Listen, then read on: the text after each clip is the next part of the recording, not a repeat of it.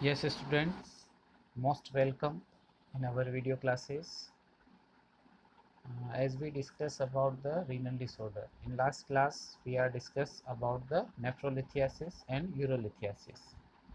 Today, our topic is acute renal failure, also known as acute kidney injury. ठीक है, तो acute नाम से पता चल रहा है एक्यूट कंडीशन है, यानी अचानक होने वाली कंडीशन है ना। रीनल फेलियर यानी कि जो रीनल फंक्शन है उसका फंक्शन जो है वो फेलियर की ओर बढ़ना है ना। फेलियर का मतलब यहाँ पर कंप्लीट फेलियर ना होकर के क्या है कि फेलियर की ओर बढ़ना, या कह सकते हैं उसमें डिक्लाइन आना। ठीक है, तो रीनल फेलियर का मतलब हमारा जो है कि उसमें एक्यूट कंडीशन बन रही है, अचानक से जो रीनल फंक्शन है उसका फेलियर होना या उसका एक डिक्लाइन आना, जितना एक नॉर्मल फंक्शन होता है उससे कम फंक्शन करना। ठीक है, तो हम बात करें कि यहाँ पर रीनल फंक्शन क्या होता है। मेनली जो रीनल फंक्शन है वो क्या है, यूरिन का फॉर्मेशन करना और जो जितने भी मेटाबॉलिक वेस्ट प्रोडक्ट है उनको शरीर से बाहर निकालना यूरिन के साथ। ठीक है, तो यहाँ पर होएगा क्या कि यूरिन का जो है कहीं ना कहीं फॉर्मेशन भी हो सकता है कि कम हो। ठीक है, दूसरा जो कारण हो सकता है कि यूरिन का आउटपुट कम होने लगता है। ओवरऑल जो कंडीशन समझ में आती है वो क्या समझ में आती है कि कहीं ना कहीं जो यूरिन का आउटपुट कम होने लगता है। कम कितना होने लगता है, लेस देन 500 ml इन 24 आवर्स। ठीक है, जिसे हम क्या कहते हैं, ओलिगोयूरिया की कंडीशन कहती है। तो वो मेन इसका जो है साइन एंड सिम्टम होता है, जिससे कि पता लगता है या हम कह सकते हैं आइडेंटिफाई कर सकते हैं कि कंडीशन जो है वो एक्यूट यूरिन फेलियर की हो सकती है। ठीक है, पहले स्टार्ट करते हैं। Acute renal failure also known as acute kidney injury, इसको एक्यूट किडनी इंजरी भी कहते हैं, is a clinical syndrome of various cause that result in a sudden decline in the renal function. कई सारे कोज हो सकते हैं, इसका कोई एक कोज नहीं है ना। कोज को काफ़ी अलग अलग कैटेगरी में हम और नेक्स्ट पढ़ेंगे, 3 मेजर कैटेगरी है। ठीक है, नेक्स्ट क्या होता है कि जब अब रीनल फंक्शन का कहीं ना कहीं इम्पैक्ट आ रहा है तो उसकी वजह से क्या होगा कि यूरिन का आउटपुट कम होगा, है ना। यूरिक आउटपुट ओलिगोयूरिया की कंडीशन बनेगी, साथ ही साथ क्या होगा कि ब्लड यूरिया नाइट्रोजन और क्रिएटिनिन, इन दोनों की जो वैल्यू है वो ब्लड के अंदर इंक्रीज होने लगी, क्योंकि ये क्या है, मेटाबॉलिक वेस्ट प्रोडक्ट है। अगर नॉर्मल फंक्शन होता तो ये क्या होता है, यूरिन के साथ बाहर निकल जाते, बट यहाँ पर फंक्शन नॉर्मल नहीं है। ठीक है, यहाँ पर डिक्लाइन हो रहा है रीनल फंक्शन में, इसलिए ये क्या होगा, यूरिन के साथ नहीं जाएंगे बाहर। और यूरिन के साथ नहीं जाएंगे तो क्या होगा, ये ब्लड में इनका लेवल बढ़ने लगेगा। साथ ही साथ जो है हाइपर कैलेमिया, ठीक है, हाइपर कैलेमिया और सोडियम रिटेंशन की कंडीशन बनेगी। ठीक है, यानी हाइपर कैलेमिया यानी पोटेशियम का लेवल जो है वो ब्लड में इंक्रीज होगा, सोडियम रिटेंशन होगा, जिसकी वजह से जो है एडिमा की कंडीशन देखने को मिलेगी। ठीक है, तो ये सारा इसका एक जनरल इंट्रोडक्शन है। डेफिनेशन की बात कर लेते हैं। इट में भी डिफाइन एज सडन। सडन का मतलब अब यहाँ पर लेस देन 7 डेज। ठीक है, सडन का मतलब 7 दिन के अंदर अगर ऐसा हो रहा है तो ये मेन चीज़ है इसमें, decline in the urine output and incline in the creatinine. Decline तो किस में हो रहा है, यूरिन में, और इंक्लाइन यानी बढ़ेगा क्या, creatinine. Increase sodium retention, most cause due to the hypovolemia. Most cause जो है, कॉमन कोज अगर बात करें अपन को, बहुत सारे कोज है, पर कॉमन कोज की बात करें तो हाइपोवोलेमिया हो सकता है। ऐसी सारी कंडीशन जिनकी वजह से ब्लड जो है वो प्रॉपर सप्लाई नहीं हो पाता किडनी को। ठीक है, जैसे अगर कार्डियक फेलियर की कंडीशन है या कार्डियक से रिलेटेड जो भी है, क्योंकि मेन कार्डियक फंक्शन नॉर्मल होगा तो ही ब्लड सप्लाई हो पाएगी, है ना। या ऑब्स्ट्रक्शन की कंडीशन है ना, रीनल आर्टरीज में, इन सब में, तो उनकी वजह से क्या होगा कि अगर किडनी तक प्रॉपरली ब्लड नहीं पहुंचेगा तो वो अपना फंक्शन ठीक से नहीं कर पाएंगे, उस वजह से फेलियर की कंडीशन बन सकती है। Any obstruction in urine पथवे। अब यूरिन पथवे जो है उसके अंदर ऑब्स्ट्रक्शन को हमने लास्ट क्लास में डिटेल में डिस्कस किया था। तो ऑब्स्ट्रक्शन यानी मेन कैलकुलाई का होना, सबसे बड़ा ऑब्स्ट्रक्शन जो है वो कैलकुलस फॉर्मेशन है। ठीक है, स्टोन का फॉर्मेशन है यूरिनरी सिस्टम के अंदर, तो वो सबसे एक कोज होता है। तो वो भी यहाँ पर एक्यूट रीनल जो फेलियर हो रहा है उसका सबसे बड़ा कोज माना जाता है एक तरह से। ठीक है, पोस्ट पोस्ट रीनल की अगर बात करें तो सबसे मेजर कोज हो जाता है यूरोलिथियासिस। ठीक है, तो ये जो है मेन कोज है जिनकी वजह से हो सकता है। ठीक है, कैरेक्टरिस्टिक, सबसे सिंपल कैरेक्टरिस्टिक्स यहाँ पर जो है यूरिन का आउटपुट कम हो जाना, ओलिगोयूरिया की कंडीशन बननी, सबसे पहला जो है साइन एंड सिम्टम कह सकते हैं, कैरेक्टरिस्टिक कह सकते हैं। ठीक है, एटियोलॉजी और कोज की बात करें तो यहाँ पर 3 कैटेगरी में इसको डिवाइड किया है, ठीक है। फर्स्ट है प्री रीनल, यानी रीनल जो है, रीनल किसे कह रहे हैं हम यहाँ पर, किडनी को, ठीक है। तो किडनी से पहले की कंडीशन जिसमें कि क्या आ सकता है, decrease in renal blood flow, hypovolemia, shock, haemorrhage, burn, impaired cardiac output और डायूरेटिक थेरेपी, ये सारे जो है प्री रीनल कोज के अंदर आते हैं। इंट्रा रीनल यानी कि किडनी से रिलेटेड प्रॉब्लम, ठीक है। तो किडनी से रिलेटेड प्रॉब्लम क्या होगी, किडनी में किसी तरह का इन्फेक्शन होगा, इन्फ्लामेशन होगा, ठीक है। या जो है टॉक्सिस की कंडीशन होगी, कोई इंडिविजुअल कोई टॉक्सिक ले लेता है ना, कोई पॉइजन ले लेता है, तो वो किडनी में ही जाएगा और वहाँ जाकर के किडनी को डैमेज करेगा, ठीक है। तो इंट्रारीनल इस्चेमिया यानी कि ब्लड सप्लाई की कमी होना, ठीक है। टॉक्सिन इम्यूनोग्लोबिन प्रोसेस यानी कि ये एंटीजन एंटीबॉडी रिएक्शन का होना। सिस्टमेटिक एंड वस्कुलर डिसऑर्डर यानी कि आर्टरी से रिलेटेड जो है वो डिसऑर्डर होना, जिसकी वजह से जो है ब्लड सप्लाई प्रॉपरली नहीं पहुंच पाती, ठीक है। और इन्फ्लामेटरी प्रोसेस या इन्फेक्शन होता है किडनी के अंदर, तो वो भी इसमें आएगा। पोस्ट रीनल यानी कि किडनी के बाद, किडनी के बाद क्या आता है, यूरेटर आता है, यूरिनरी ब्लैडर आता है। तो वहाँ पर जो है अगर किसी भी तरह का कोई ऑब्स्ट्रक्शन है पथवे में, मेनली बात करें यूरियोलिथियासिस की कंडीशन देखने को मिलती है, ठीक है। तो यहाँ पर एक डायग्राम से समझ लेते हैं। प्री रीनल यानी कि किडनी, किडनी से पहले की कंडीशन प्री रीनल, यहाँ पर डिहाइड्रेशन हो सकता है, शोक, हार्ट फेलियर, बर्न, सेप्सिस, ये सारी कंडीशन आती है। इंट्रा रीनल की बात करें यानी किडनी से, यहाँ पर मेन जो है रीनल में क्या काउंट हो रहा है, यहाँ पर किडनी काउंट हो रही है। तो किडनी से रिलेटेड जो कंडीशन है, जैसे एक्यूट ट्यूबुलर नेक्रोसिस है, एक्यूट ग्लोमेरुलोनेफ्राइटिस है, डायबिटीज़ नेफ्रोपैथी है, ठीक है, इंटस्टिशियन नेफ्राइटिस है, ठीक है। तो जहाँ पर भी आईटीज लगा है वो सब क्या है, इन्फ्लामेटरी कंडीशन है। डायबिटिक नेफ्रोपैथी जो है ये डायबिटीज़ का जो है लेवल बहुत ज़्यादा बढ़ने की वजह से ब्लड ग्लूकोज लेवल जो है वो अनकंट्रोल्ड हो जाता है, ठीक है। अनकंट्रोल्ड होने की वजह से क्या होगा कि वो क्या डैमेज करेगा, नेफ्रॉन को डैमेज करने लगेगा, ठीक है। वो कंडीशन डायबिटिक नेफ्रोपैथी कहलाती है। तो ये इंट्रा रीनल यानी रीनल पर्टिकुलर किडनी के अंदर प्रॉब्लम हो रही है। बात करें नेक्स्ट पोस्ट रीनल की, तो पोस्ट रीनल में जो है यूरोलिथियासिस हम डिटेल में डिस्कस कर चुके हैं लास्ट क्लास में, क्या होता है, ठीक है। ट्यूमर हो सकते हैं, ठीक है। यहाँ पर कहीं पर भी यूरेटर या जो है यूरिनरी ब्लैडर के अंदर कहीं पर भी ट्यूमर की कंडीशन मिल सकती है। बिनाइन प्रोस्टेट हाइपरप्लेसिया, ठीक है, ये मेल के अंदर होने वाली सबसे मेजर प्रॉब्लम है, क्योंकि यहाँ पर जो है प्रोस्टेट ग्लैंड भी होती है और उसके अंदर जो है वो हाइपरप्लेसिया की कंडीशन यानी उसकी साइज़ में इंक्रीज हो जाती है साइज़, और उसकी वजह से ये अल्टर्ड करता है रीनल के फ्लो को। नेक्स्ट यूरेथ्रल स्ट्रिक्चर यानी कि यूरेथ्रल जो यूरेटर जो है इसमें कहीं ना कहीं जो है किसी तरह का ऑब्स्ट्रक्शन आ जाना, स्ट्रिक्चर हो जाना। न्यूरोजेनिक ब्लैडर हम डिस्कस कर चुके हैं कि न्यूरोलॉजिकल सप्लाई जो है हमारी नर्व सप्लाई, उसका कंट्रोल अगर लूज होता है यानी कि हम प्रॉपरली कमांड नहीं कर पाते हैं, तो ब्लैडर फुल्ली तरह से जो है वो एम्प्टी नहीं हो पाता, तो उसकी वजह से ये कंडीशन देखने को मिलती है। और ब्लैडर आउटलेट ऑब्स्ट्रक्शन, ठीक है, यानी कि ब्लैडर के अंदर किसी भी तरह का ऑब्स्ट्रक्शन होने की वजह से जो है वो यूरिन की जो है वो एक्सक्रीट आउट नहीं कर पाता। तो ये सारी जो है पोस्ट रीनल कंडीशन के अंदर आते हैं। तो यहाँ पर 3 है कंडीशन, समझ में आ गई होगी डायग्राम से आपको अच्छे से कि प्री रीनल क्या है, यानी कि किडनी से पहले की सारी कंडीशन है ना। इंट्रा रीनल यानी किडनी रिलेटेड, रीनल से रिलेटेड प्रॉब्लम, और पोस्ट रीनल यानी किडनी के बाद जो है यूरेटर और यूरिनरी ब्लैडर से रिलेटेड प्रॉब्लम, ठीक है।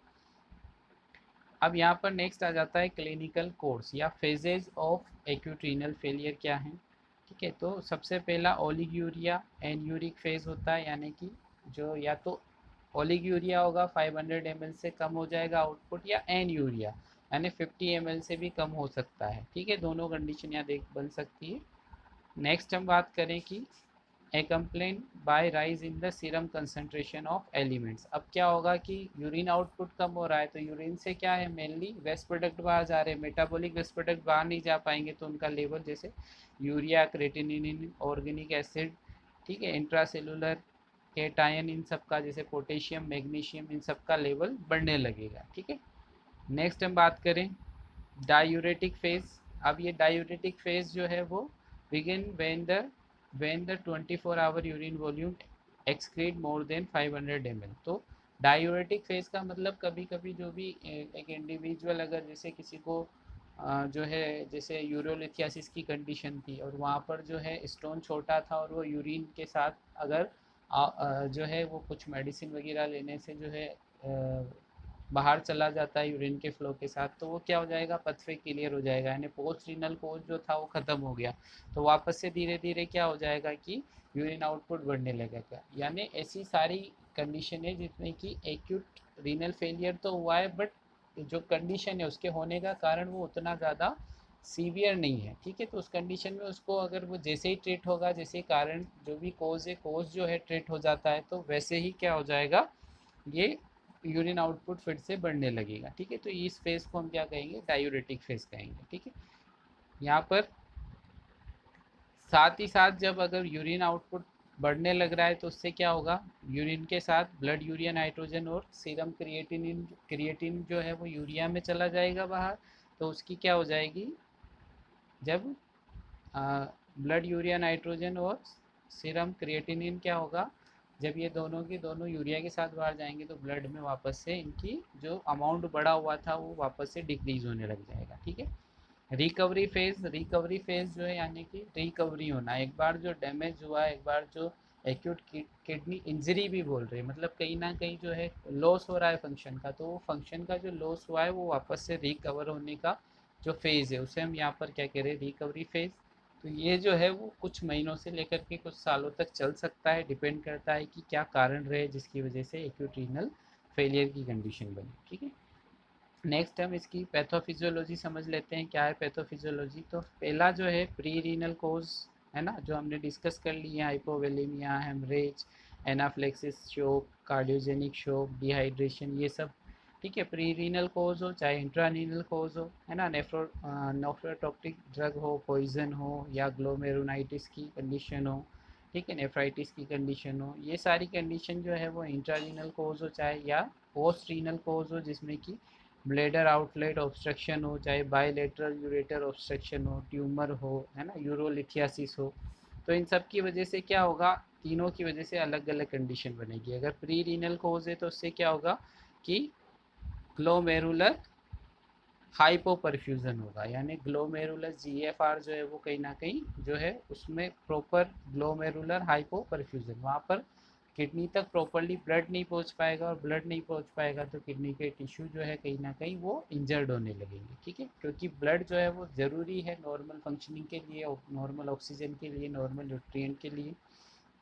इंट्रारीनल की अपन बात करें तो यहाँ पर जो है necrosis of glomerular and the tubular necrosis. अब यहाँ पर नेक्रोसिस किसका होगा, ग्लोमेरुलस का। ठीक है, यानी यहाँ पर डायरेक्ट इम्पैक्ट किसके आ रहा है, किडनी पे आ रहा है। ठीक है, यहाँ पर ब्लड सप्लाई कम हो रही है, इस वजह से जो है वो किडनी के टिश्यू की इंजरी हो रही है, नेफ्रॉन डैमेज हो रहे हैं।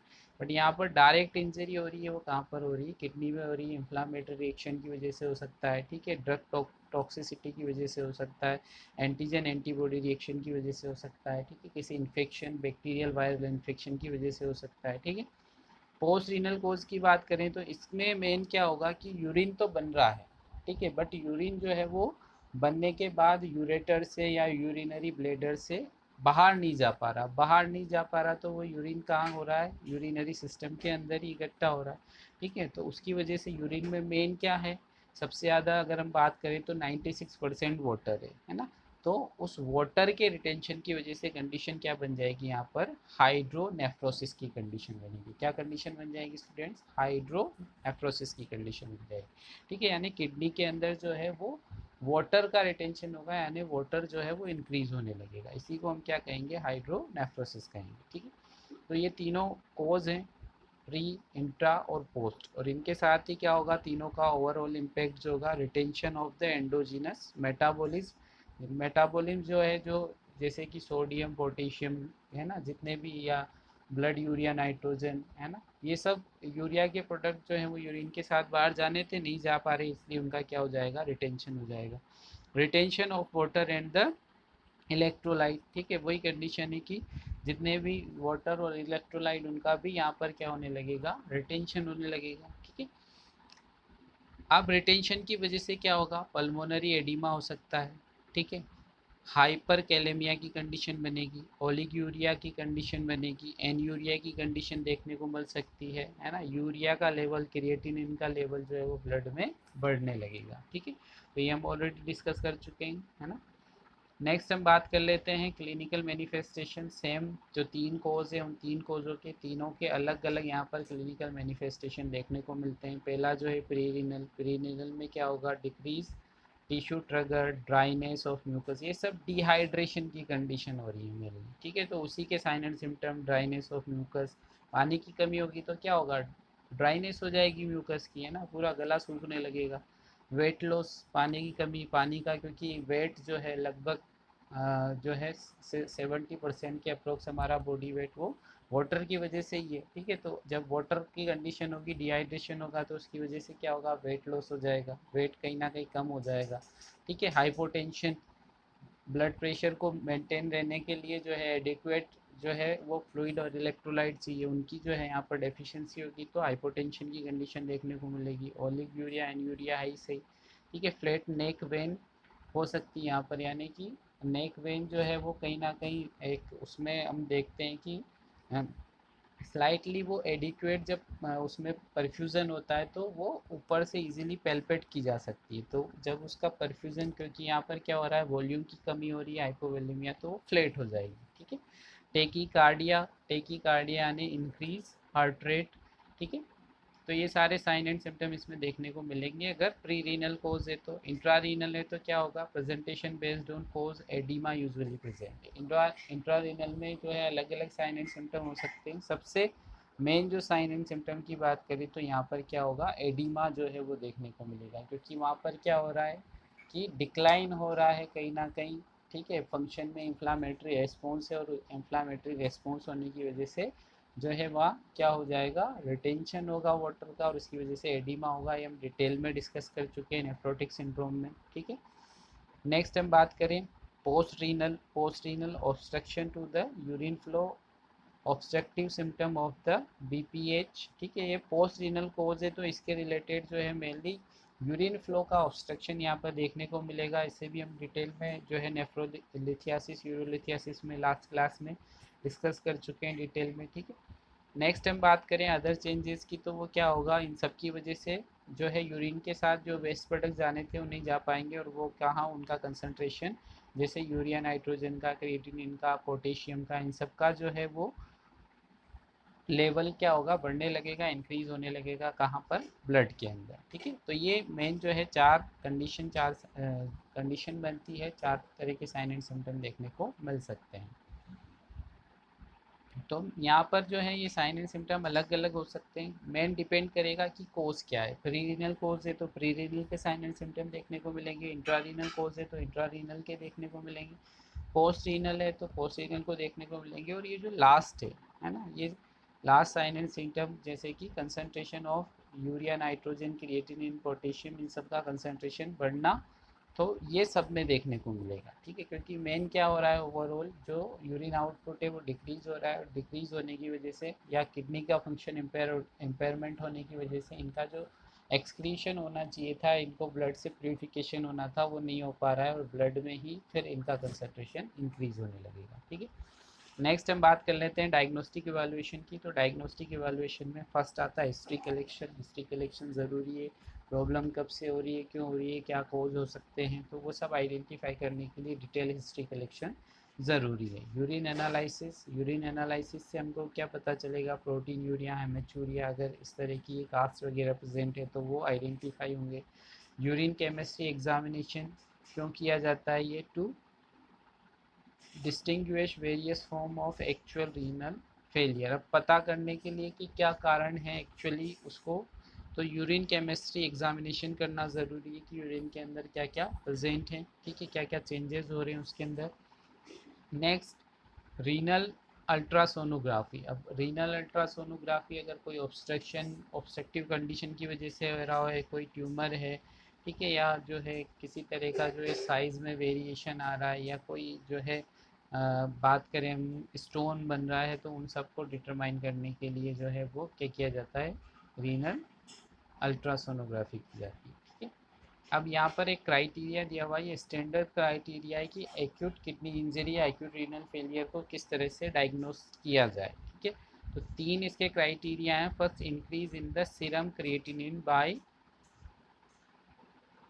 0.3 mg/dl और मोर, ठीक है। इसका जो साइन है या तो 0.3 mg/dl इतना या इससे ज़्यादा अगर जो है वो सोडियम क्रिएटिनिन का लेवल इंक्रीज हो रहा है within 48 hour, within 48 hour, ठीक है। तो नॉर्मल की हम बात कर लेते हैं यहाँ पर पहले की क्रिएटिनिन का नॉर्मल लेवल कितना होता है। Normal level 0.6 to 1.2 mg/dl, 0.6 to 1.2 mg/dl जो है नॉर्मल लेवल है। अब नॉर्मल लेवल से इसके अंदर इंक्रीमेंट होगा। इंक्रीमेंट कितना होना चाहिए? इंक्रीमेंट होना चाहिए 0.3 mg/dl विद इन 48 आवर, ठीक है। तो इस अगर ये कंडीशन बन रही है तो उसको हम कह सकते हैं कि एक्यूट रीनल फेलियर की वजह से ऐसा हो रहा है, ठीक है। दूसरी हम बात करें कि increase in the serum creatinine to more than 1.5 time baseline which has occurred within the prior 7 days। अब 1.5 टाइम बेसलाइन की हम बात करें, जैसे किसी का जो है यहाँ पर क्रिएटिनिन जो था वो कितना था 1 mg/dl था, ये उसकी नॉर्मल वैल्यू थी। बट 7 दिन के अंदर ही क्या हो रहा है, वैल्यू कितनी जा रही है 1.5 टाइम इंक्रीज हो रही है, यानी कितना हो जाएगा 1.5 mg/dl हो जाएगा। तो यहाँ पर कितना इंक्रीमेंट हुआ 0.5 का इंक्रीमेंट हो जाएगा, ठीक है। तो इस तरह से ये वैल्यू जो है अगर 7 दिन के अंदर इतना ज़्यादा वेरिएशन आता है, इंक्रीमेंट आता है, तो वो भी हम सस्पेक्ट कर सकते हैं कि ऐसा एक्यूट किडनी इंजरी की वजह से हो सकता है, ठीक है। नेक्स्ट हम बात करें यूरिन वॉल्यूम जो है, ये यूरिन वॉल्यूम जो है वो डिक्रीज होगा, ओलिगोरिया की कंडीशन बनेगी, है ना। ये 0.5 mg/kg/आवर है। ओवरऑल कैलकुलेशन बात करें 24 आवर का अगर देखा जाए तो 500 ml से कम हो जाता है इन 24 आवर्स, ठीक है। तो ये 3 जो मेन है स्टैंडर्ड क्राइटेरिया है, इनमें से कोई कंडीशन बन रही है तो वो सस्पेक्ट किया जा सकता है कि एक्यूट किडनी इंजरी या एक्यूट रीनल फेलियर की वजह से ऐसा हो रहा है, ठीक है। और हम बात करें तो यहाँ पर सोडियम का रिटेंशन होगा, तो इसका ये नॉर्मल वैल्यूज़ हैं, इंपॉर्टेंट वैल्यू है, आपको ध्यान रखनी चाहिए। इससे कई बार पूछी जाती है और आपको कोई भी कोज है वो समझने में आता है, ठीक है। जैसे हम बात कर रहे हैं कि क्या हो रहा है, पोटेशियम का लेवल इंक्रीज हो रहा है, तो नॉर्मल लेवल कितना है 3.5 to 5.5 milliequivalent per litre, तो यहाँ से बढ़ जाएगा, यानी वैल्यू कितनी आएगी, हम जब लैब में सैंपल भेजेंगे पेशेंट का तो वैल्यू 5.5 से ज़्यादा आएगी, ठीक है। इसी तरह से ब्लड यूरिया नाइट्रोजन जो है वो 7 टू 20 mg/dl नॉर्मल होता है, ये भी वैल्यू बढ़ी हुई आएगी। क्रिएटिनिन 0.6 से 1.2 mg/dl नॉर्मल वैल्यू है, इससे ज़्यादा बढ़ी हुई वैल्यू जो है नॉर्मली देखने को मिलेगी, ठीक है। तो ये जो है कॉमन वैल्यू जो है देखा जाता है, जिससे कि आइडेंटिफाई किया जा सके कि एक्यूट रीनल फेलियर की कंडीशन या एक्यूट रीनल इंजरी की कंडीशन बन रही है। मैनेजमेंट की हम बात कर लेते हैं नेक्स्ट, ठीक है। मैनेजमेंट में सबसे पहला आता है प्रिवेंटिव मीजर्स, यानी इसको प्रिवेंट करना है, जो कंडीशन बन गई है उससे ज़्यादा कॉम्प्लिकेशन ना हो, क्योंकि इसका जस्ट कॉम्प्लिकेशन हो जाता है फिर क्रोनिक रीनल फेलियर, जो और ज़्यादा क्रिटिकल कंडीशन है, ठीक है। तो वो नहीं होना चाहिए, एक्यूट रीनल फेलियर को जल्दी से रिकवर किया जाए और जो चांस है क्रोनिक रीनल फेलियर का उसको अवॉइड किया जाए या उसको प्रिवेंट किया जाए। Preventive measure, identify patient with the pre exiting renal disease, अगर किसी को फैमिली हिस्ट्री है तो उसको पहले से आइडेंटिफाई करके रखना चाहिए। डायबिटीज़ है तो पहले से आइडेंटिफाई करके रखें, ऐसे सारे पेशेंट को रिस्क होती है किडनी डिजीज़ होने की, ठीक है। Initiate adequate hydration before, during and after any procedure and surgery requiring NPO status। जैसे कोई भी पेशेंट है उसको कोई भी प्रोसीजर किया जाता है, कोई भी सर्जरी की जाती है जिसमें उसको क्या रखा जाता है, NPO स्टेटस पे रखा जाता है, यानी 6 से 8 घंटे या 10 घंटे, किसी किसी में जो है 12 घंटे तक जो है 12 घंटे पहले से सब कुछ बंद कर देते हैं। नील पल ओरली या नथिंग पर ओरली, मतलब कुछ भी जो है वो ओरली नहीं देते हैं, उसको सब कुछ बंद कर दिया जाता है। तो उस कंडीशन में जो है वो क्या हो सकता है, वहाँ पर हाइपोवोलीमिया हो सकता है, डिहाइड्रेशन की कंडीशन बन सकती है। तो उन सब में जो है जितना ज़्यादा हो सके आईवी फ्लूइड दे करके उसको मेंटेन करने की, हाइड्रेशन को मेंटेन करने के लिए जो है ज़रूरत होती है, उसको उसी तरह से मेंटेन करना चाहिए, ठीक है। नेक्स्ट हम बात कर लेते हैं कि अवॉइड एक्सपोजर टू द नेफ्रोटॉक्सिन्स। नेफ्रोटॉक्सिन्स यानी ऐसी सारी ड्रग्स, ऐसे सारे एजेंट जो कि कहीं ना कहीं किडनी को डैमेज करते हैं, उन सबको अवॉइड करना चाहिए। अब जैसे कई बार हम बात करते हैं NSAID मोस्ट कॉमनली यूज़ होती है, पर ये भी जो है वो अगर किडनी में कोई भी प्रॉब्लम है तो उस प्रॉब्लम को और ज़्यादा बढ़ा सकती है, उस डैमेज को ज़्यादा कर सकती है। तो NSAID भी जो है अगर किडनी में प्रॉब्लम है किसी भी तरह की तो अवॉइड करना चाहिए, और इसका बहुत ज़्यादा एक्सेसिव यूज़ भी नहीं करना चाहिए। अगर इनको रेगुलर यूज़ किया जाता है तो उसकी वजह से भी किडनी के अंदर प्रॉब्लम हो सकती है। ठीक है, नेक्स्ट हम बात करते हैं मॉनिटर क्रोनिक एनाल्जेसिक्स यूज़। ठीक है, अगर कोई बहुत ज़्यादा यूज़ कर रहा है एनाल्जेसिक्स यूज़ का, क्रोनिक एनाल्जेसिक्स यूज़ का मतलब है कि यहाँ पर बहुत ज़्यादा यूज़ करना है ना, बार बार कोई जो है सुबह शाम हर कभी जब भी दर्द होता है एनाल्जेसिक ले लेता है, तो उसको मॉनिटर करना। सम ड्रग में कोज द इंटरस्टिशनल नेफ्राइटिस, यानी इन ड्रग की वजह से जो है नेफ्राइटिस की कंडीशन या नेक्रोसिस की कंडीशन हो सकती है। नेक्स्ट हम बात कर लेते हैं prevent and treat shock with the blood and fluid replacement, prevent the prolong period of hypotension. अगर किसी को भी ब्लड लॉस हुआ है, इंजरी हुई है, उस इंजरी की वजह से ब्लड लॉस हुआ है, या सीवियर डायरिया है उसको, ठीक है, डायरिया की वजह से जो है बहुत ज़्यादा फ्लूइड लॉस हुआ है, किसी को जो है बहुत ज़्यादा एग्रेसिव वॉमिटिंग हुई है, यानी कि बहुत ज़्यादा उसका जो है वॉमिटिंग की वजह से फ्लूइड लॉस हुआ है, तो इन सब कंडीशन में जो है शॉक को मेंटेन करने के लिए as soon as possible blood या फ्लूइड जो जो भी जिसकी भी कमी हुई है, जिसका भी जो है लॉस हुआ है, उसको रिप्लेसमेंट करना चाहिए। ठीक है, और मेन चीज़ जो है यहाँ पर कि ब्लड प्रेशर देखते रहें, अगर हाइपोटेंशन की कंडीशन बन रही है तो उसको रिकवर करना चाहिए फ्लूइड देकर ज़्यादा से ज़्यादा। Next, monitor urinary output and central venous pressure hourly in critical ill patient to detect onset of renal failure at the earliest moment. तो यहाँ पर मेनली जो है कि यूरिनरी आउटपुट और सेंट्रल वीनस प्रेशर, ये दो चीज़ें होती हैं जिससे कि पता लगाया जा सकता है कि जो है पेशेंट को जो है रीनल फेलियर की कंडीशन बन रही है, अर्ली आइडेंटिफिकेशन किया जा सकता है इसके साथ।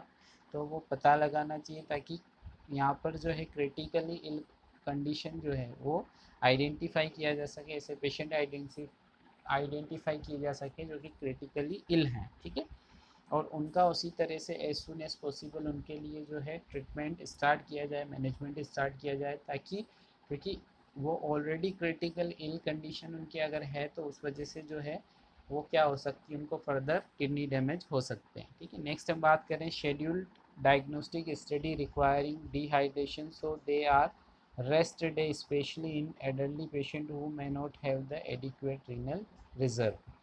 तो ऐसे सारे जिन पहले से ही पता करके रखे हैं, जिनको भी डायग्नोस्टिक प्रोसीजर होने हैं, उनको फिक्स टाइम ऐसा ना हो कि पेशेंट का जो है आप उसको पहले से 6 घंटे से वो NPM है, ठीक है, उसके बाद जब वो प्रोसीजर कराने के लिए आया तो वहाँ पर लाइन लगी हुई है, उसको 2-3 घंटे और एक्स्ट्रा जो है वहाँ पर रुकना पड़ रहा है। ठीक है, तो ऐसा ना हो, जो उसको शेड्यूल दिया गया है यानी वो 6 घंटे से ऑलरेडी जो है NPO पे है तो उसका तुरंत जो है डायग्नोस्टिक एवेल्यूएशन किया जाए। कई सारे ऐसे डायग्नोस्टिक प्रोसीजर होते हैं जिन पे भी NPO में रहना पड़ता है, तो उसके बाद पेशेंट को ज़्यादा और ज़्यादा टाइम ना लगे, स्पेशली अगर पेशेंट जो है वो ओल्ड एज के हैं तो। ठीक है, तो उनको जो है ये एक्यूट रीनल फेलियर की कंडीशन हो सकती है इन सब कारणों की वजह से।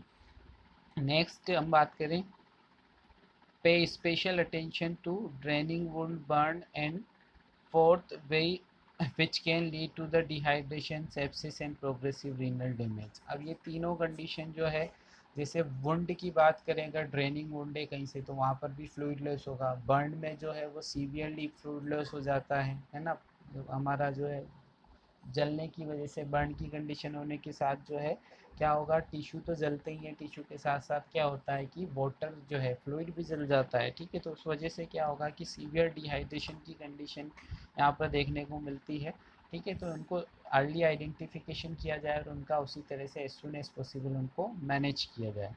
नेक्स्ट हम बात कर लेते हैं अवॉइड इन्फेक्शन। इन्फेक्शन की कंडीशन है तो उनको अवॉइड करना है। ठीक है, गिव मेटिकुलियस, मेटिकुलियस यानी कि स्टैंडर्ड सेफ्टी उनको देनी है, सारे के सारे प्रोसीजर में स्टैंडर्ड प्रिकॉशंस रखने हैं। Care of patient with the catheter and the IV line. ठीक है, अगर किसी को कैथेटर लगा रहे हैं तो उसको स्ट्रिक्ट स्टेलाइजेशन के साथ लगाए जाए एज सुन एज उसको जो है प्रॉपर कैथेटर केयर दी जाए, ताकि उसमें किसी भी तरह का जो इन्फेक्शन डेवलप ना हो। ठीक है। इसी तरह से आईवी लाइन, अगर किसी को आईवी कैनुला लगाया जा रहा है तो वो भी स्ट्रिक्ट स्टेलाइजेशन के साथ लगाया जाए, ठीक है। और आईवी जो लाइन है उसको मेंटेन किया जाए, कैनुला को जो है उसका रिप्लेसमेंट किया जाए एवरी 72 आवर्स मैक्सिमम होते हैं कैनुला को लगाने के लिए, तो उसको उसके बाद उसको रिप्लेस कर दिया जाए। तो ये सारे जो हैं सारे प्रिकॉशंस रखे जाएँ ताकि इन्फेक्शन डेवलप ना हो। Take every precaution to make sure that the right person receive the right blood and avoid the severe transfusion reaction। तो अगर यहाँ पर हेमरेज की कंडीशन वाला पेशेंट आया और उसको ब्लड ट्रांसफ्यूज़न किया जा रहा है तो उस जगह स्पेशली ध्यान रखना चाहिए कि जो है सही ब्लड ग्रुप जो है वो बिना एक्सपायरी डेट का सही जो है क्रॉस मैच वाला ब्लड ग्रुप ही हम सही पेशेंट को लगा रहे हैं, ताकि किसी तरह का जो है ब्लड ट्रांसफ्यूजन का रिएक्शन ना हो, किसी भी तरह का रीनल कॉम्प्लिकेशन ना हो, ठीक है। तो ये सारे प्रिकॉशंस रखने की ज़रूरत है। अब नेक्स्ट हम कर लेते हैं discuss corrective and supportive measure. Next क्या है, करेक्टिव एंड सपोर्टिव मीजर्स। अभी तक हमने बात की प्रिवेंट करने की, ऐसे कंडीशन जिसमें एज सुन एज पॉसिबल उनको प्रिवेंट किया जा सके, क्योंकि वहाँ पर जो है उनका प्रिवेंशन ही मेन है। वहाँ पर फोकस जो किया जाए कि ट्रीटमेंट जितना जल्दी अर्ली आइडेंटिफिकेशन करके जो है ट्रीटमेंट दिया जाएगा उतना जल्दी उसको रिकवर कर लिया जाएगा, ठीक है। फर्दर डैमेज को रोका जा सकता है। बट यहाँ पर कुछ कंडीशन होती है जहाँ पर कि करेक्शन रिक्वायरमेंट होता है, यानी कि सिर्फ प्रिकॉशन से काम नहीं चलता है, या जो नॉर्मल हम मेडिकल इंटरवेंशन नर्सिंग इंटरवेंशन से काम नहीं चलेगा। यहाँ पर जो है और जो है प्रोसीजर्स की ज़रूरत हो सकती है, ठीक है। या बात करें हम सर्जरी की भी ज़रूरत हो सकती है। Correction reversible cause of acute renal failure, improve renal perfusion, maximise cardiac output, surgical relief of obstruction. अब यहाँ पर प्री रीनल कॉज है, अगर कार्डियक प्रॉब्लम हो रही है किसी भी तरह की पेशेंट को, तो उस कार्डियक प्रॉब्लम को सबसे पहले जो है रिकवर किया जाए, टिश्यू परफ्यूजन को एडिक्वेट किया जाए, रीनल टिश्यू परफ्यूजन को इम्प्रूव किया जाए ताकि जो है उसकी वजह से किडनी डैमेज ना हो, ठीक है। Surgical relief of obstruction. अब सर्जिकल रिलीफ क्या है यहाँ पर, जैसे कोई ऑब्स्ट्रक्शन की कंडीशन बन रही है तो उस कंडीशन में जैसे यूरोलिथियासिस की बात करें हम, तो यूरोलिथियासिस में जो है काफ़ी सारे इंटरवेंशन किए जाते हैं, सर्जिकल अप्रोच की जाती है, इन्वेंसिव नॉन इन्वेंसिव प्रोसीजर किए जाते हैं, जिसकी साथ क्या होता है कि जो स्टोन है उस स्टोन को निकाला जाता है, ठीक है। उस स्टोन को निकालना ज़रूरी है, क्योंकि अगर स्टोन को नहीं निकाला जाएगा तो वो ऑब्स्ट्रक्शन बना रहेगा, और वो ऑब्स्ट्रक्शन जो है वो कहीं ना कहीं फिर फर्दर डैमेज कर सकता है। ऑब्स्ट्रक्शन जितना ज़्यादा रहेगा उतना ज़्यादा वहाँ पर डैमेज की कंडीशन देखने को मिल सकती है। नेक्स्ट अगर हम बात करें कि be alert for the correct underline fluid excess और डिफेक्ट। अब यहाँ पर मेन जो है हमको अलर्ट देना है कि हम फ्लूइड अगर लगा रहे हैं तो एक्सेस ना चला जाए, है ना। उसको एक लिमिट में जो एज प्रिस्क्राइब्ड कंडीशन है उसी के अकॉर्डिंग जो है, ना डेफिशिएट रहना चाहिए, दोनों कंडीशन को अवॉइड करना है, फ्लूइड ना तो ज़्यादा हो ना ही कम रहे, ठीक है। Next, correct and control biochemical imbalance treatment of hyperkalaemia. Hyperkalaemia की कंडीशन जो बन रही है, यानी कि पोटेशियम का लेवल अगर इंक्रीज़ हो रहा है तो उसको वापस से विद इन नॉर्मल रेंज में लाने के लिए जो भी ट्रीटमेंट किया जाता है वो ट्रीटमेंट किया जाए। Restore and maintain blood pressure को नॉर्मल रेंज में रखा जाए। मेंटेन न्यूट्रिशन, एडिक्वेट न्यूट्रिशन जो है, एडिक्वेट कार्बोहाइड्रेट ज़रूरी होते हैं, ठीक है। नेक्स्ट, अब यहाँ पर जो मेन बात करते हैं कि हीमोडायलाइसिस, ये सबसे ज़्यादा जो है एक ज़रूरी प्रोसीजर हो जाता है एक्यूट रीनल फेलियर या क्रोनिक रीनल फेलियर की कंडीशन में, क्योंकि उनका जो है अगर पेशेंट क्रोनिक रीनल फेलियर की कंडीशन में भी है तो उस कंडीशन में क्या है, डिक्लाइन हो गया रीनल फंक्शन का, तो उसको फिर जो है आर्टिफिशियल जो है एक तरह से डायलिसिस क्या है, एक आर्टिफिशियल किडनी है, ठीक है। तो डायलिसिस की हेल्प से जो है फिर ब्लड को प्यूरीफाई किए जाते हैं, जितना भी मेटाबॉलिक वेस्ट प्रोडक्ट है उनको निकाला जाता है, ठीक है। तो डायलिसिस अपने आप में एक बहुत बड़ा टॉपिक है, इम्पोर्टेंट टॉपिक है ना। पूरा प्रोसीजर कैसे होता है, क्या इंडिकेशन है, क्या कॉन्ट्रा इंडिकेशन है, क्या प्रिकॉशंस है, हम सब डिटेल में डिस्कस करेंगे, ठीक है।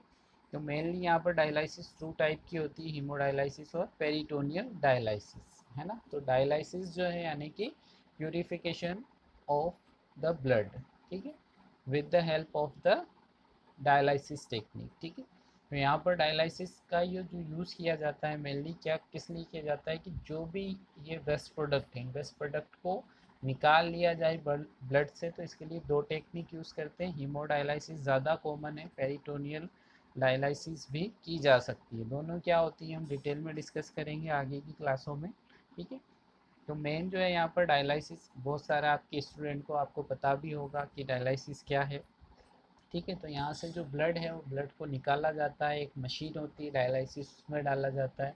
तो वो डायलिसिस की जो मशीन है वो क्या करती है, एक तरह की किडनी का जो वर्क होता है वो पूरा काम वो मशीन करती है, यानी ब्लड को प्योरीफाई करती है। और उस ब्लड को प्योरीफाई करके दोबारा जो है वो क्या किया जाता है, पेशेंट को वापस से ट्रांसफ्यूज़ कर दिया जाता है। तो ये हीमोडायलिसिस में किया जाने वाला प्रोसीजर है, ठीक है।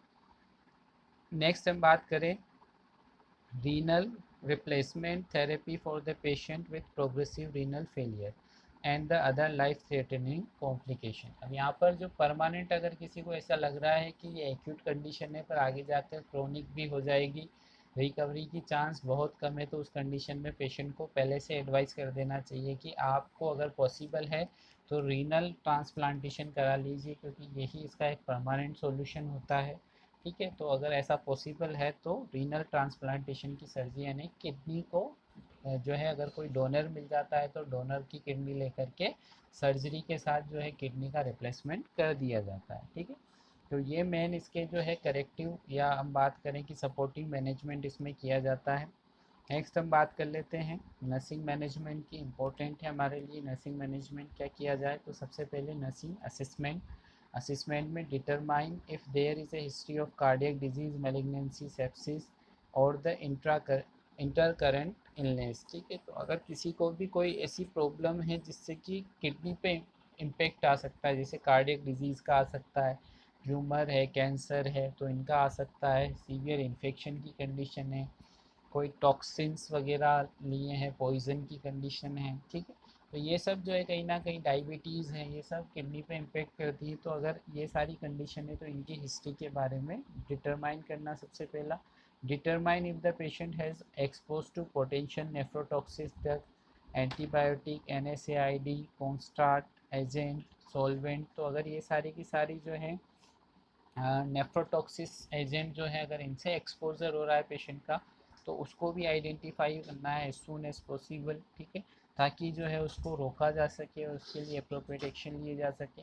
Conduct an ongoing physical examination, complete head to to physical examination for tissue turgor, pallor alteration in the mucus membrane, blood pressure, heart rate change, pulmonary oedema and the peripheral oedema.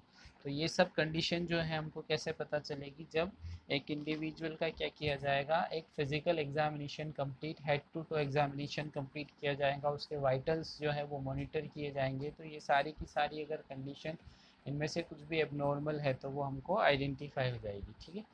Next हम बात करें, ये सबसे important है, monitor intake and output. Strict intake output जो है वो ज़रूरी है पेशेंट का, कि कितना जो है, इसी से हमको सारी कंडीशन जो है वो पता चलेगी कितनी किस तरह से फंक्शन कर रही है ना। इसमें एक कंडीशन और आती है, डेली वेट मेज़रमेंट, है ना। बॉडी का वेट जो है वो मेज़रमेंट करना ज़रूरी, कितनी ठीक से काम करेगी। अगर इम्प्रूव कर रही है कंडीशन तो ब्लड जो है सॉरी बॉडी वेट जो है वो कहीं ना कहीं क्या होने लगेगा, वो डिक्रीज़ होने लगेगा, क्योंकि एडिमा की वजह से, फ्लूइड रिटेंशन, सोडियम रिटेंशन की वजह से क्या होगा, कहीं ना कहीं बॉडी वेट बढ़ने लगता है, ठीक है।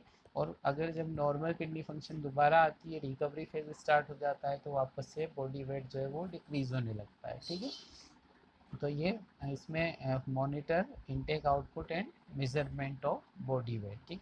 ये कॉमन असेसमेंट किए जाते हैं। नर्सिंग डायग्नोसिस की हम बात कर लेते हैं तो excess fluid volume related to decrease GFR and the sodium retention, ठीक है।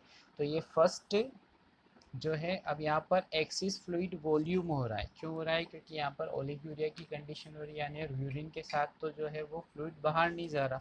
तो फ्लूइड कहाँ है, बॉडी के अंदर ही, एडिमा होकर के जो है वो जमा हुआ है टिश्यू के अंदर ही, वहाँ पर रिटेंड हो रहा है, ठीक है। तो वो एक्सिस फ्लूइड वॉल्यूम की कंडीशन बन रही है, ठीक है। तो इसके रिगार्डिंग जो गोल होगा वो क्या होगा, maintain the normal fluid electrolyte balance. ठीक है, इसके लिए इंटरवेंशन क्या किए जा सकते हैं, इंटरवेंशन यही सब कि जो है यूरिन एनालिसिस किया जाए, इनटेक आउटपुट मेंटेन किया जाए। ठीक है, जितनी भी जो डेली ब्लड की वैल्यू है वो सब देखा जाए, पोटेशियम कितना है, क्रिएटिनिन का लेवल क्या है। ठीक है, उसके अलावा जो है वो फ्लूइड का रिस्ट्रिक्शन किया जाए, यानी कि ज़्यादा फ्लूइड ना दिया जाए पेशेंट को। अगर कंडीशन जो है वो क्या नहीं है, अगर वहाँ पर ये सब कंडीशन बन रही है एक्सेस की, ये पोस्ट रीनल कोज की वजह से हो सकता है। अगर यहाँ पर प्री रीनल कोज है तो वहाँ पर ये क्या हो जाएगा, डेफिशिएट फ्लूइड वॉल्यूम हो जाएगा, वहाँ पर चेंज हो जाएगा नर्सिंग डायग्नोसिस। ठीक है, तो ये कंडीशन की हम बात करें तो ये कंडीशन कब है, जब किडनी काम नहीं कर पा रही, और किडनी की काम करने की वजह से क्या हो रहा है, यूरिन आउटपुट कम हो रहा है, तो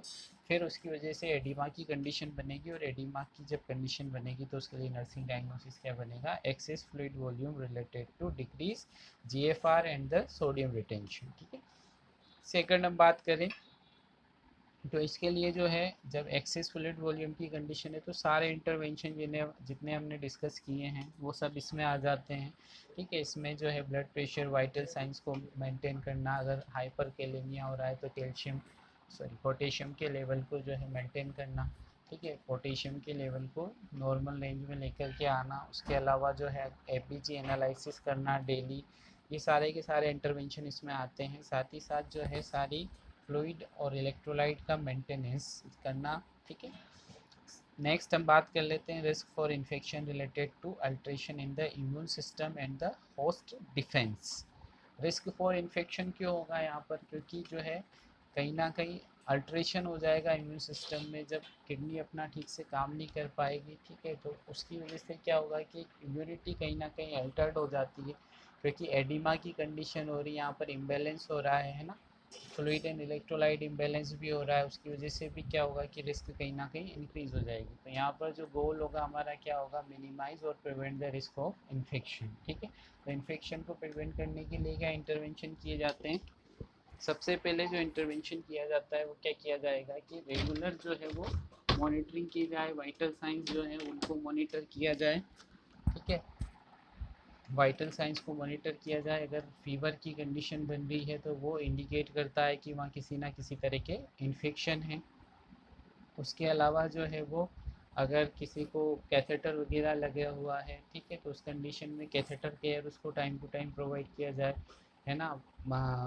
पर्सनल हाइजीन मेंटेन किए जाएं, सराउंडिंग हाइजीन जो है पेशेंट के वो मेंटेन किए जाएं। ठीक है, तो और उसको जो है फ्रिक्वेंटली हैंड वॉशिंग की प्रैक्टिस जो है उसके बारे में हेल्थ एजुकेट किया जाए। अगर किसी तरह का वुंड है तो उस वुंड की प्रॉपर केयर किए जाएं, जो भी एंटीबायोटिक प्रिस्क्राइब्ड हैं। अगर इस कंडीशन में क्या होता है, नॉर्मली एंटीबायोटिक कम ही प्रिस्क्राइब किए जाते हैं क्योंकि उनका नेफ्रोटॉक्सिक इफेक्ट होता है, बट अगर जो भी प्रिस्क्राइब किए गए हैं तो उनको टाइम टू टाइम उसी अकॉर्डिंग जो है वो एडमिनिस्टर किए जाएँ, क्योंकि वो क्या करते हैं, इन्फेक्शन को कम करते हैं। ठीक है, नेक्स्ट हम बात कर लेते हैं imbalance nutrition, less than body requirement related to catabolic state, anorexia and the malnutrition associate with the acute renal failure. अब यहाँ पर जो है न्यूट्रिशन भी कहीं ना कहीं जो है वो अल्टर्ड हो जाएगा, उसकी इम्बेलेंस हो जाएगा न्यूट्रिशन, क्योंकि इंडिविजुअल को एनोरेक्सिया की कंडीशन होगी। बीमारी में वैसे भी जो है खाना पीना कम कर देता है कोई भी इंडिविजुअल, तो यहाँ पर पेशेंट क्या करेगा, एनोरेक्सिया की वजह से और जो भी चेंजेस हो रहे हैं, है ना, क्योंकि यूरिन आउटपुट नहीं आ पा रहा है उसकी वजह से जो है उसको फ्लूइड रिस्ट्रिक्शन भी हो रहा है, तो उस सब की वजह से, एडिमा की वजह से, इन सब की वजह से क्या हो जाएगा, लॉस ऑफ एपेटाइट हो जाएगा और उसकी वजह से इम्बेलेंस न्यूट्रिशन की कंडीशन बनेगी। तो यहाँ पर जो गोल होगा हमारा क्या होगा, मेंटेनिंग एडिक्वेट न्यूट्रिशन या provide the nutrition as per body requirement. ठीक है, तो इंटरवेंशन क्या किए जा सकते हैं यहाँ पर कि पेशेंट को जो है वो हाई कार्बोहाइड्रेट दी जानी चाहिए डाइट, और जो है फैटी एसिड की बात करें तो वो यहाँ पर डिक्रीज़ करने चाहिए। और प्रोटीन जो है वो प्रोटीन भी जो है डाइट में कम किए जा सकते हैं, बट जब पेशेंट को डायलिसिस के लिए ले जाया जाता है या पेशेंट डायलिसिस पे, तो उसको प्रोटीन दिया जा सकता है। ठीक है, क्योंकि उसमें क्या है कि ज़रूरत होती है, कहीं ना कहीं डायलिसिस से जो है प्रोटीन भी लॉस होता है, तो उसको मेंटेन करने के लिए जो है वो हमको पेशेंट को प्रोटीन देना ज़रूरी हो जाता है जब पेशेंट डायलिसिस के लिए हो जाता है। ठीक है, तो इस तरह से इफ़ेक्टिव जो है वो अकॉर्डिंग टू कंडीशंस की उसके जो लेवल क्या है, पोटेशियम का लेवल क्या है, ब्लड यूरिया नाइट्रोजन का लेवल क्या है, सोडियम का लेवल क्या है, उन सब के अकॉर्डिंग जो है वो डाइट तैयार की जाती है विद द डिस्कशन कंसर्न, जो भी कंसल्टेंट है उनके डिस्कशन के साथ या डाइटिशियन के साथ डिस्कस करके, और वो पर्टिकुलर डाइट जो है वो प्रोवाइड की जाती है पेशेंट को। ठीक है, नेक्स्ट हम बात करें disturb thought process related to effect of the uraemic toxic on the central nervous system. तो जो यूरेमिक टॉक्सिक है उनका डायरेक्ट इफेक्ट देखने को मिलता है सेंट्रल नर्वस सिस्टम की ऊपर, और उसकी वजह से क्या हो सकता है, डिस्टर्ब थॉट प्रोसेस हो सकता है। ठीक है, यहाँ पर जो है इसको प्रिवेंट करने के लिए क्या किया जाएगा, गोल क्या हो जाएगा यहाँ पर कि preserving neurological function and improve thought process. ठीक है, तो इंटरवेंशन क्या कर सकते हैं हम यहाँ पर कि सबसे पहले पेशेंट को साइकोलॉजिकल सपोर्ट देना। ठीक है, साइकोलॉजिकल सपोर्ट देने के साथ साथ उसका अर्ली आइडेंटिफिकेशन करना किसी भी तरह का, और जो है डायलिसिस के लिए पेशेंट को ले जाना ताकि यूरेमिक टॉक्सिक्स जो है उनको एक्सक्रीट आउट कर दिया जा सके। ठीक है, उसके अलावा जो है पेशेंट को साथ जो है ज़्यादा देर उसको अलोन नहीं रखना है, उसको किसी ना किसी तरह से उससे टॉक करते रहें, या किसी ना किसी तरह से जो है उसको एनकरेज करें अपनी फीलिंग शेयर करने के लिए। तो इस तरह से जो है उसके कहीं ना कहीं डाइवर्शनल थेरेपी उसके साथ यूज़ की जा सकती है, म्यूज़िकल थेरेपी या इस तरह की जो भी थेरेपी वहाँ पॉसिबल है, ताकि उसकी वजह से पेशेंट जो है वो क्या होएगा कि कहीं ना कहीं इन्वॉल्व रहेगा, एक्टिविटी में एंगेज रहेगा, और उसकी वजह से जो है कहीं ना कहीं उसका कॉग्निटिव फंक्शन वो मेंटेन रह सकता है। ठीक है, तो ये जो है नॉर्मल डायग्नोसिस है, उनके रिगार्डिंग जो है इंटरवेंशन किए जाते हैं। ठीक है, तो अब बात कर लेते हैं, अगर कंडीशन मैनेज हो जाती है तो ठीक है, नहीं हो पाती तो क्या होंगे, कॉम्प्लिकेशन होंगे। कॉम्प्लिकेशन में क्या हो सकते हैं, इन्फेक्शन हो सकता है, ठीक है, एरिथमिया हो सकता है हाइपर कैलेमिया की वजह से। ठीक है, जब पोटेशियम का लेवल बढ़ता है तो वो क्या करता है, कहीं ना कहीं फिर हमारे कार्डियक फंक्शन पे इफ़ेक्ट करता है, और जो नॉर्मल हमारा जो हार्ट रेट है वो क्या हो जाएगा, वो बहुत ज़्यादा उसमें अल्ट्रेशन आने लगेगा। इलेक्ट्रोलाइट जो है पोटेशियम, सोडियम, कैल्शियम, फॉस्फोरस, इन सब की एबनॉर्मलिटी हो सकती है। ठीक है, तो इन सब की जैसे सोडियम बढ़ेगा तो क्या करेगा, एडिमा को बढ़ाएगा। ठीक है, इसी तरह से जो है वो पोटेशियम बढ़ेगा तो क्या करेगा, हाइपरकेलेमिया की कंडीशन करेगा। कैल्शियम बढ़ेगा तो क्या होगा उसकी वजह से कि जो है कैल्शियम की जो ज़्यादा होगा कैल्शियम तो कहीं ना कहीं बोन डिफॉर्मिटीज़ भी हो सकती है, एज वेल एज जो है वो यूरोलिथियासिस नेफ्रोलिथियासिस की कंडीशन हो सकती है। ठीक है, तो इसी तरह से जो है ये सारे के सारे इलेक्ट्रोलाइट इनको नॉर्मल मेंटेन करना अगर नहीं हो पाएंगे तो ये कॉम्प्लिकेशन जो है वो क्रिएट करते हैं कहीं ना कहीं। नेक्स्ट है GI bleeding due to the stress ulcer. ठीक है, तो यहाँ पर जो है एसिडिटी की कंडीशन होने की वजह से जीआई ट्रैक्ट में वो क्या हो सकता है, यहाँ पर जीआई ब्लीडिंग भी हो सकती है। और मल्टीपल ऑर्गन सिस्टम फेलियर, अब यहाँ सारे जितने भी वाइटल ऑर्गन है, चाहे वो जो है हार्ट हो, चाहे किडनी हो, ठीक है, लीवर हो, या हम बात करें ब्रेन है, तो आपस में जो है इंटर रिलेटेड है एक दूसरे के साथ। अगर एक में जो है कहीं ना कहीं कमी आती है तो डायरेक्टली वो इफ़ेक्ट करता है दूसरे को। जैसे किडनी डायरेक्टली जो है वो हार्ट के साथ कनेक्ट है, किडनी में अगर जो है वो मेटाबॉलिज्म ठीक से नहीं हो पाएगा तो उसके डायरेक्ट इम्पेक्ट जो है वो हार्ट पे पड़ेगा। ठीक है, जैसे पोटेशियम, सोडियम, इनके जब इम्बेलेंस होंगे तो वो कहीं ना कहीं जो है कार्डियक इम्पैक्ट देखने को मिलता है। तो ये सारे के सारे कॉम्प्लिकेशन फिर मल्टी ऑर्गन सिस्टम फेलियर की कंडीशन में देखने को मिल सकते हैं किडनी के डैमेज होने की वजह से। ठीक है, तो एक्यूट रीनल फेलियर का एक टॉपिक इस तरह से क्लियर होता है ना, आपको समझ में आया होगा। अगर जो है फिर भी अगर कोई डाउट है आपको नहीं समझ में आया, जैसे डायलिसिस कुछ बच्चों को नहीं समझ में आया होगा तो वो हम नेक्स्ट क्लास में डिस्कस करेंगे, क्लियर हो जाएगा। बाकी जो इसके कोज हैं वो 3 कैटेगरी में मेनली डिवाइड हैं, वो आपको समझ में आ गया होगा। ठीक है, कि 3 कैटेगरीज क्या हैं, आइडेंटिफिकेशन का तरीका क्या है कि एक्यूट रीनल फेलियर हम कब कह रहे हैं, जब इंडिविजुअल का सिर्फ कुछ दिनों में सडन यानी कि विद इन 7 डेज़ के अंदर अगर जो डिक्लाइन हो रहा है, ठीक है, यूरिन आउटपुट कम हो रहा है, यूरिनरी फंक्शन कम हो रहा है, तो उसकी वजह से उसको हम एक्यूट रीनल फेलियर की कंडीशन या एक्यूट रीनल इंजरी की कंडीशन कहेंगे। कोज जो है 3 तरह के हो सकते हैं, है ना, प्री रीनल, इंट्रा रीनल या पोस्ट रीनल, तीनों कोज हो सकते हैं। जो कोज है उसी के अकॉर्डिंग जो ओवरऑल इम्पैक्ट है उनका क्या होगा कि यूरिन का आउटपुट कम हो जाएगा। यूरिन का आउटपुट कम हो जाएगा तो क्या होगा, जो है ब्लड में वेस्ट प्रोडक्ट जितने भी हैं उनका, ब्लड यूरिया नाइट्रोजन का और क्रिएटिनिन का लेवल बढ़ेगा, और उनका लेवल बढ़ने के साथ ही फिर क्या होंगे, दूसरे अदर जो है कॉम्प्लिकेशन जो है वो इम्पैक्ट देखने को मिलेंगे। ठीक है, तो ये जो है ओवरऑल मैनेजमेंट की बात करें तो पेशेंट को जो है वो सिम्टोमेटिक रिलीफ जो है वहाँ पर किया जाता है, पर मेन जो है पेशेंट को या तो जो भी ऑब्स्ट्रक्शन है, जो भी जिस भी कारण से हुआ है, जैसे प्रीरीनल कोज है या इंट्रारीनल कोज है या पोस्ट रीनल कोज है, तो उसको आइडेंटिफाई करके उसको करेक्शन करना, उसको करेक्ट कर लिया जाता है तो ठीक है। अगर करेक्ट करना पॉसिबल नहीं है तो उस कंडीशन में फिर पेशेंट को डायलिसिस किया जाए, ताकि जो है जितने भी वेस्ट प्रोडक्ट हैं वो ब्लड से बाहर निकाल दिए जाएँ और उनका एक नॉर्मल लेवल जो है इलेक्ट्रोलाइट का वो मेंटेन किया जाए, और उसकी वजह से फर्दर कॉम्प्लिकेशन को अवॉइड किए जाएँ। ठीक है, तो ये ओवरऑल जो है हम डिस्कस किया है हमने एक्यूट रीनल फेलियर, या हम बात करें एक्यूट रीनल इंजरी को। ठीक है, नेक्स्ट हमारा जो टॉपिक होगा वो इसी के सीक्वेंस में क्रोनिक रीनल फेलियर या एंड स्टेज रीनल डिजीज़। ठीक है, तो अगर इसमें आपको कोई भी डाउट है बिल्कुल आप फ्रीली जो है वो पूछ सकते हैं, और बहुत अच्छा लगता है जब आप कोई डाउट पूछते हैं और आप जो है हमें मोटिवेट करते हैं। ठीक है, चलिए, थैंक्स फॉर वॉचिंग।